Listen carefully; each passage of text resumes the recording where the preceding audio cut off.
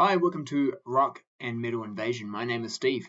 Coming up on the show today, I'm doing not good or disappointing albums by bands I like or have liked. Now, the idea for this show came from my previous episode where I was talking about Warrant and their album Dirty, Rotten, Filthy, Stinking Rich.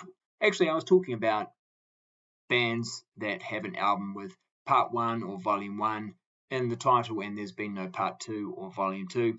But I did mention this album and I mentioned how it was, for me, not a great album, not a good album.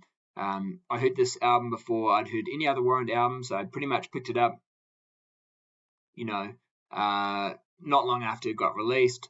I did know it was doing well. It had sort of course, Heaven was a big song, so it had been successful. So I guess there was some expectation there, by the fact that it had been selling well. But like I said in my last episode, it's a little disappointing because apart from perhaps Riding High, there's not a lot of great songs on this album for me. Yeah, catchy songs, but not necessarily good songs. So I know that, and I've already had some people contact me, message me saying, "What, Dirty Rotten Filthy Stinking Rich? That's the best Warrant album." And I get that. And of course, a lot of people also saying Belly to Belly, their second best album, Ultraphobic, their best. And yeah, so I know that that's not the common opinion. But that was, I suppose, what's going to happen sometimes. It's just when I'm giving my opinion, it's my honest opinion, and sometimes it's not going to be the common opinion. And usually on my show, I tend to be positive, so I tend to just sort of talk about here's my top 5 albums, here's my top 5 songs, that sort of stuff, rather than talking about bands or albums that I don't like. But I did think it would be interesting today to talk about some of those albums that you might have thought I liked, or from bands that I do actually like, but maybe they've got an album in their discography that was a little disappointing or just not that good. So first one I want to talk about, and this probably will be another bit of a surprise perhaps for some people. It is a band I like. I like them a lot. And it is Ratt and Reach for the Sky. So this is their 4th album. It was successful. It went platinum. Came out in 1988. And it was the last album that featured Beau Hill as a producer. Although he wasn't the original producer, so they had Mike Stone came in originally to do production on the album. And there were some problems with the recordings. Doug Morris from Atlantic contacted Beau and said, "I think I need you to come in and just help finish this album." So he comes in and finishes it off. I mean, Ratt and Beau Hill, they had an interesting relationship, I think. I think it was sort of like Ratt sort of didn't necessarily want to always work with him, but they had success with him, as sort of had to sort of put up with him, I think, to some degree. So he comes in, but yeah, like I said, it's not a great album. They had 2 singles, I think there was only 2 singles for this album, Way Cool Jr. and I Want a Woman. I Want a Woman lyrically is not great. I mean, yes, it's great that, compared to some bands in the 80s, I won't name them, but he's talking about wanting a woman, not a 17-year-old. But apart from that,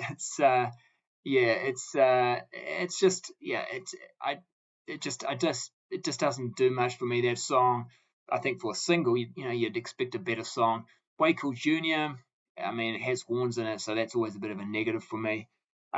It's disappointing because usually previous Ratt albums have had some real killer songs on it, and this one, for me, has 0 killer songs.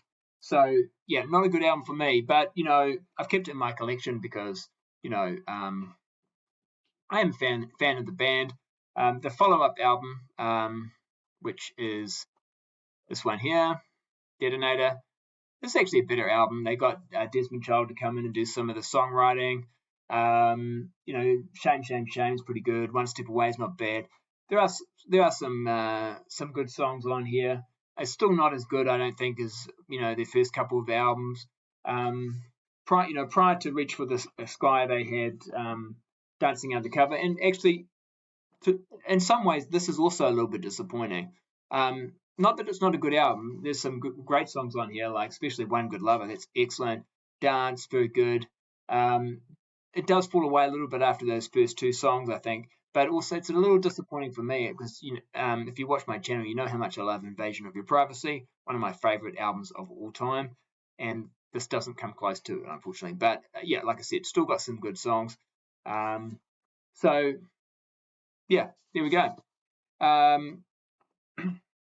That's Reach for the Sky. I'd have to put that in the not a good album and disappointing category. Next up, a band I actually probably don't really talk about too much on my channel, but I do have a good selection of their albums in my collection. But I have to say, this is also going to make the disappointing and not good album category. I'm talking about Great White and Hooked. Now, this album is, I think, a lot more mellow than perhaps some of their previous ones. When they first started out, they were pretty much a 80s metal band, but not so much now. They're getting really getting into the blues aspect of their sound. And I guess for some people that might be a good thing. I do like the song Heartbreaker, but the rest, it's a bit of a thumbs down, I'm afraid, from me.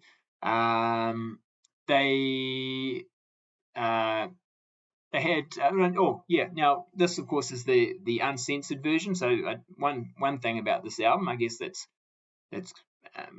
worth having in the collection is I've got the uncensored version. Now there is another version where the model here, Kristen Rose, that's her name. She's actually submerged. Well, most of her body is submerged under the water, but here she's actually come out of the water.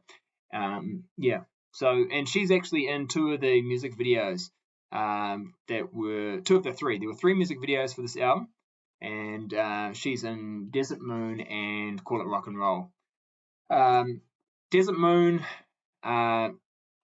is actually the song that was playing when the pyrotechnics ignited the station nightclub fire, and that killed 100 people. So again, not really something I want to think about when I listen to that album.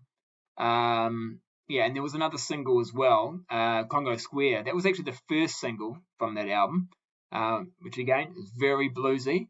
Fairly mellow, so quite unusual for a first single that it's sort of never really kicks into gear, I don't think. There was a music video for it, but it's 7 minutes long, so very strange first single choice.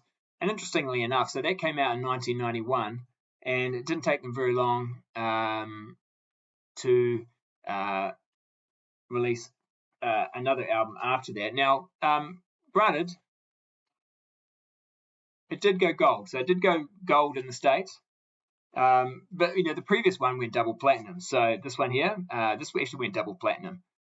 So it is a bit of a drop. And then, so Psycho City is just a year later. And this is just exactly, like what happened with Rat. I think the next album was better. This is better. Still not great. Step on You, though, that is a kick-ass song. Really good. But yeah, they're really getting into they're really still with the bluesy stuff, and some quite long songs on here. There's like 3 songs on this album that are over 7 minutes long. So in this album, it did not certify, unlike their previous album. But also, it's 1992, so we all know the story that in 1992. I've told that quite a bit on my channel about what sort of happened around that time. All right, so next band. Now, I think, again, another band I really like, but this album's going to go in the disappointing and not good category. I'm talking about TNT and Intuition. Now, remember, of course, just my opinion. I know some people really love this album, and again, it's a little bit like, am I missing something? So I got it out and played it again today, but no, for me, nothing has changed. Now, Tonight I'm Falling's okay, I don't mind that. There's a music video for that. There's also one for the title track, Intuition. It did pretty well. It was a fairly successful album, but for me, the other two were so much better. Of course, heavier. I must admit, they're probably heavier albums, especially this one here. Great 80s metal, but also this one here when they They had a bit of success with this one, but yeah, Everyone's a Star, Desperate Night, really good hard rocking songs. There's nothing like those kind of songs, I don't think, on this album. They get a little bit, definitely a softer sound. Now, they did release an album after Intuition called Realized Fantasies, but again, it's 1992 when this comes out, so yeah, again, we know the story. Again, though, this is better. I think this is better than Intuition. Rock and Roll Away. That if you don't know that song, check that one out. It's off this album. It's a really good song. It's better. It's still not great. Still not as good as some of the earlier albums, but it's better. But yeah, like I said, when it came out, it was just not the time for bands with that sound. Yeah. All right. So moving on now. Now again, This is quite a well-known band. And this might surprise people, I don't know, but and this album was successful too. I'm talking about Scorpions and Crazy World. But yeah, I don't get this album at all. Now in the United States, it's actually the band's second best-selling album next to 1984's Love at First Sting. But yeah, personally, it's in the disappointing, not good album category. Yeah, obviously Winds of Change, that was the big single from here. That really helped sales. So it's 2 times platinum in the States, Canada, and Germany. And there was another single, Send Me an Angel, that did pretty well as well for the band and helped the album sales. I think if it wasn't for, especially, I think those singles, Winds of Change especially, I don't think this album would have been so successful. There's absolutely no standout songs for me on this album. Disappointing, not good. Disappointing too, because I know it had been a few years. There was a bit of a break between Savage Amusement and Crazy World, but this album is really good. It's one of my favorite, if not my favorite, Scorpions album, which I know is not the general sort of feeling, but really good album. And actually, though, after Crazy World, they released Face the Heat, and this is pretty good. I like this. The second single from here, Woman, that is a great song. And now it's 1993, so it's even harder now. So, probably not a surprise it wasn't a hit, but I think that could have been a hit released back in the day. The first single, Alienation, that's a kick-ass song. Really good stuff. So, 2 really good songs. Also, a song not on this album, but was recorded for the album. I think it's a B-side, Partners in Crime. It's a shame it didn't make the album. Go check that song out if you haven't. That's a killer song. Yeah, Partners in Crime. It's one of those great Scorpions B-sides you want to check out. Now, that one, Face the Heat, did not go gold in the States. But like I said, it's 1993. All their other albums had at least, I think, gone gold. But yeah, it's 1993, so that sound, it's not popular anymore. But it's a shame because that actually Face the Heat album was a good one. But also too, in 1993, I'll tell you what, there can't have been too many bands from the 80s hard rock scene who were still on a major label, so they were one of the rarities there. Right, and next one of my, again, a very well-known band. This is again a very popular. I'll call it a band, but it's a one-man thing. And I'm talking about Dio. So this is Lock Up the Wolves. So I'm not going to say it's a bad album, but it is disappointing. Those first 4 Dio albums are probably my favorite first 4 albums by an artist. In my collection. It's just so to the consistent quality on those 4 albums. But yeah, so I guess it was bound to happen at some point. Now there's a big change in the lineup as well for this album. Rowan Robertson has come in on guitar, and everyone else is different as well. The drummer and bass, new players coming in there as well. But yeah, not a bad album, but it is disappointing after the previous ones. It's still Ronnie James Dio singing, so of course it sounds good. Rowan Robertson can play. There's some great solos. The songs just aren't there for me. Now after that, I think in 1993 they released Strange Highways, and that actually, again, it was a little bit better for me. I thought this was a better album. Again, they've got a different lineup, apart from, of course, Ronnie on vocals. Jesus, Mary, and the Holy Ghost. Wow, what a great album opener. That one is really good. So there we go. Disappointing, though, that one, Lock Up the Wolves from Dio. I think he's started getting a little slower, a little more doomy, and yeah, that's probably not my favorite kind of Dio sound.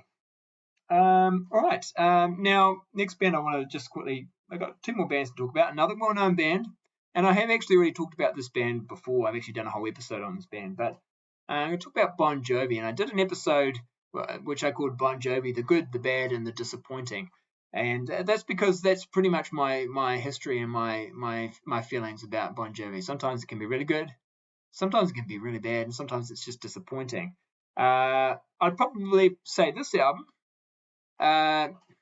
disappointing. It does have a couple of good songs on it. I mean, it starts off thinking this is going to be a killer album, with the opening track was probably one of their heaviest songs ever, Hey God. But then after that, it's just mellow song after mellow song, never really gets heavy like that again. I mean, I do quite like, for a slower song, Something to Believe In. I like that song, but otherwise, it's just pretty much just two songs I want to hear off this album. So, disappointing. A little less disappointing, quite a lot less disappointing, I suppose, because I think this is a good album. But it's a little bit like Rat with Dancing Undercover. I had such high expectations after Slippery When Wet, and this album, I like Bad Medicine, I like Born to Be My Baby, which were two of the singles off it, but after that, there's not much else. So this is also disappointing. Not a bad album, but disappointing.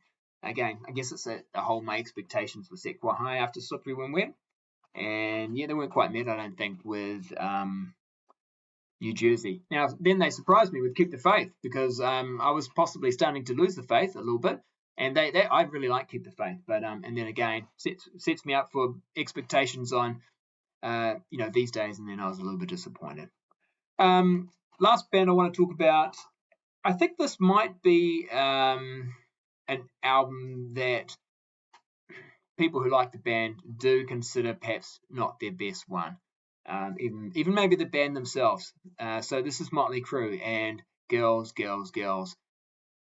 Wild Side is a fantastic song, probably the best Motley Crue song for me.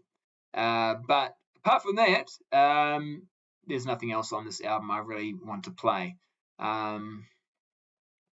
Now, this was a hit album, and so it did well, and the next album was even more successful.